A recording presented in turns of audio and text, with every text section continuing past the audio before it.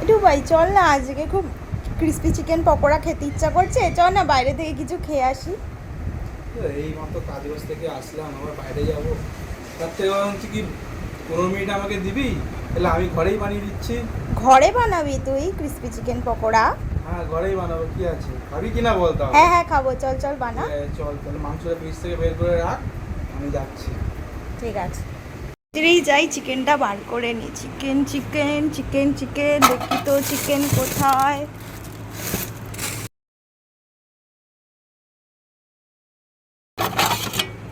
এই তো চিকেন।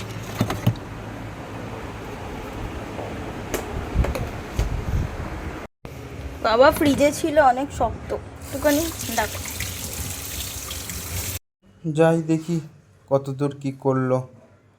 হ্যাঁ চিকেনটা তো ভিজিয়ে দিয়েছে নর্মাল জলে। করে দিচ্ছি। চ তাহলে ভিজিয়ে যখন দিয়েছিস তাহলে মশলাগুলো তৈরি করে নিই। রসুন আর আদা নিয়েছিলাম, এগুলোরই মশলা করে নিই একটুখানি।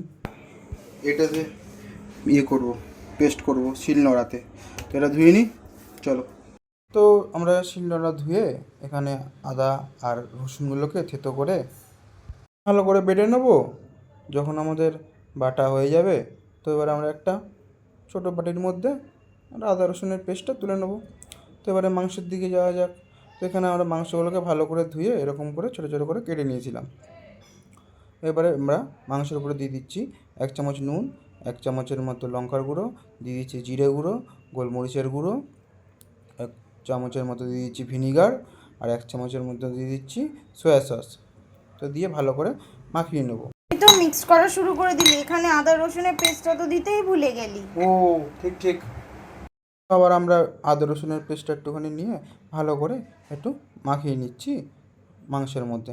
তো এটা কমপ্লিট। এবার আমরা একটু ময়দা নিয়ে নিয়েছিলাম, তার মধ্যে দিয়ে দিয়েছিলাম 1 চামচের মতো নুন, দিয়েছিলাম গোলমরিচের গুঁড়ো, আর দিয়েছিলাম লঙ্কা গুঁড়ো, দিয়ে একটুখানি মাখিয়ে নেব।